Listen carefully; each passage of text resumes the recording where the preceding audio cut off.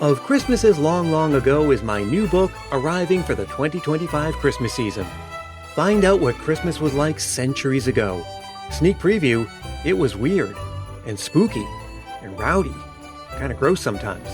Find it wherever books are sold in hardcover from Lions Press and audiobook from Recorded Books. It's Christmas as you've never seen it before, and it makes a great gift.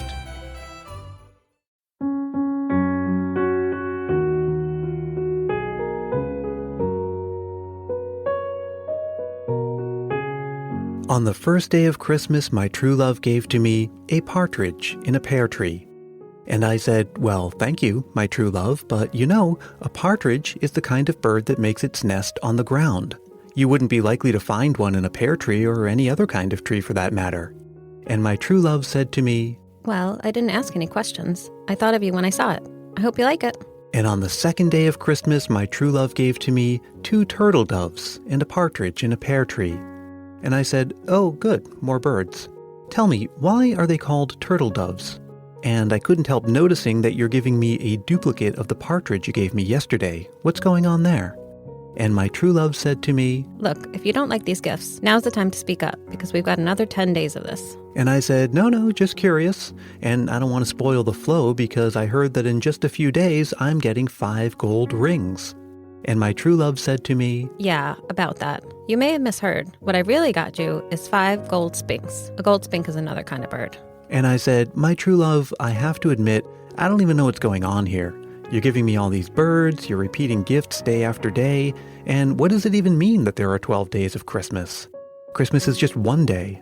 And if we keep it up like this with all the gifts, that means that by the end of 12 days, I'm going to have 364 gifts total. And my true love said to me, it's actually a pretty interesting story. It's lost on most of us today, even though everyone hears the song every year. You should look into it. And I said, my true love, I'm Brian Earl. This is Christmas Past. Nowadays, we think of the Christmas season as the festive time leading up to Christmas, usually starting more or less officially the day after Thanksgiving. But traditionally, the time leading up to Christmas is recognized as the Advent season. And for much of its history, it was a time of restraint and religious devotion. The period from Christmas Day to the Eve of Epiphany was the official Christmas season, with festivities lasting for 12 days and ending on what's known as Twelfth Night, which, as you may know, is also the title of a Shakespeare play. He was believed to have written it specifically to be played as Twelfth Night entertainment to close out the Christmas season. The 12 days and Twelfth Night in and of themselves deserve their own episode. Today, we're just looking at the song. So let's start right at the beginning. The text was printed without the music, as far as our earliest records go, in 1780. That's Mark Sundaram, and he's a language professor at Laurentian University in Canada. He and his wife Avon produced the language podcast and YouTube channel, The Endless Knot. Now, one big reason it first appeared without music is that it was never intended to be a song. After all, most Christmas carols from that time would include some kind of religious reference. The first time it showed up in print was in a children's book titled Mirth Without Mischief. But how long the lyrics may have existed before they first appeared in print, nobody's sure. It seems to have originally been a game. It's not a sort of carol that we think of today. It doesn't particularly refer to any religious topic or anything like that. Instead, it seems to be a kind of outgrowth of this idea of during the Christmas season there would be revelry and games and celebration. And this particular game is, the idea is, with each verse, you add another item to an ever-growing list and see if you can remember the whole list as you get into more and more items. And if you flub something, then you sort of lose the game. This kind of elimination-style game is what's known as a forfeit game. The published lyrics, if you can even call them that, would go on to be set to music. And the melody was just an adaptation of a folk tune that already existed. And that happened in 1909 by an English composer named Frederick Austin. I should point out that some have argued that the song really does include religious references, it's just that they're veiled.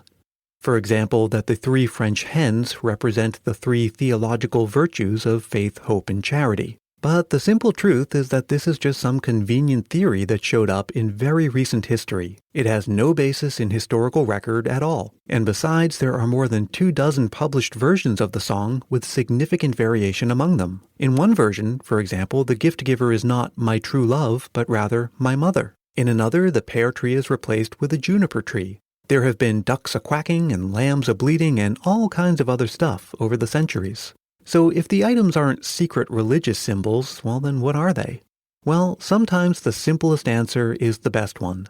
There's no reason to think they're anything other than the kinds of things that would appear in a children's game or be published in a children's book at that time. But that doesn't mean we can't still do some exploring. And that's why I wanted to talk to Mark Sundaram. The Latin word for partridge was partridges. It goes back to an Indo-European root, which means to fart. And in fact, fart is the only cognate related word in English to partridge.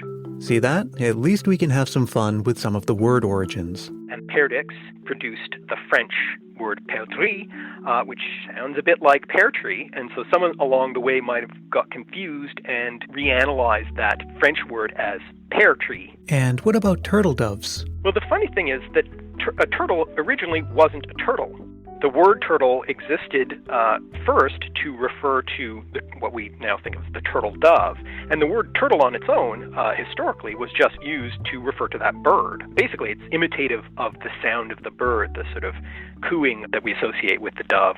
And those calling birds aren't actually calling. That's just a misheard and reinterpreted version of the original lyric, which had them as collie birds, or literally coaly birds, as in coal-colored birds. In other words, blackbirds. And as you've already heard, those 5 gold rings may be another example of the original lyric being misheard.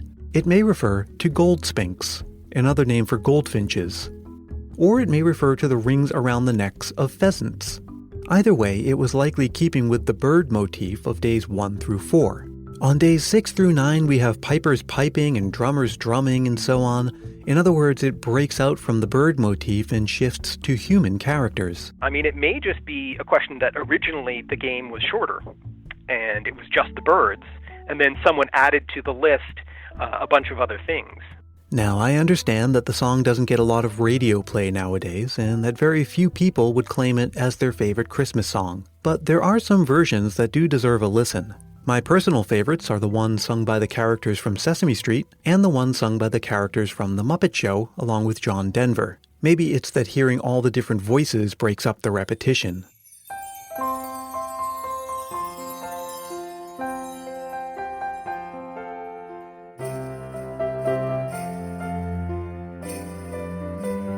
Well, no matter which version you prefer, remember that when the song was written, Christmas Eve was not much of a celebration. It seems almost inconceivable nowadays, and certainly so to anyone who grew up knowing the magic and anticipation of the night before Christmas, like Colby in Missouri remembers in this Christmas memory. Christmas Eve is the most magical night of the year, especially when you're 3 years old.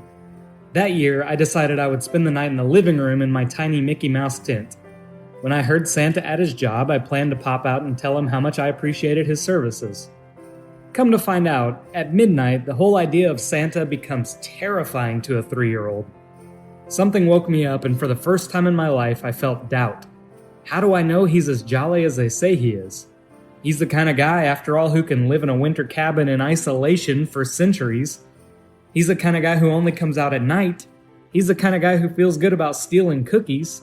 We don't even have a chimney. How does he get inside our house? Suddenly, I didn't think meeting this kind of guy would be a good idea.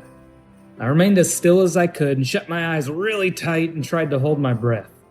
Maybe he would just think this was an inconspicuous Mickey Mouse tent in a living room with no little kids inside. I eventually fell asleep again and went on to enjoy many Christmases believing in Santa, but after that year I always slept in my room on Christmas Eve. And I always locked the door, just in case. Colby and I have a few things in common. In addition to loving Christmas, we both love coffee. Me, I drink it black and make it in a French press, as nature intended. And Colby owns the Parengo Coffee Company in Sikeston, Missouri. And we're both writers. In a past life, writing was my career. Nowadays, I get my fix by writing these episodes and blogging at christmaspast.media. And Colby has written a book about entrepreneurship called Small Town Big Money. You'll find links to Parengo Coffee, Small Town Big Money, and Mark Sundaram's Endless Knot podcast and YouTube channel in the show notes for this episode at christmaspast.media. But how about you? I'd love to share one of your Christmas memories with the rest of the Christmas Past family this season. Just record a voice memo into your phone and send it to christmaspastpodcast@gmail.com. Or leave a voicemail on my Google Voice line at 650-394-7162. Christmas Past is produced in sunny San Mateo, California by yours truly, Brian Earl. Thanks to Mark and Colby and to my true love, Christine, who you heard there in the opening. And as always, thank you for listening. If you enjoy the show, I'd love it if you could leave a review on Apple Podcasts. I'll even send you a sticker to say thanks. Email me for details about that. This show is a proud member of the Christmas Podcast Network, a collection of the best Christmas shows around. Ones like Christmas Creeps, where hosts Joe, John, and Karen keep the Christmas spirit alive year-round by watching and discussing terrible Christmas movies. What makes for a terrible Christmas movie? Well, you'll have to listen to them to find out. You can check out Christmas Creeps and all the other great shows in the Christmas Podcast Network at christmaspodcastnetwork.com. I hope your Christmas season has been merry and bright so far, and I hope you'll join me again next time for more stories from Christmas Past.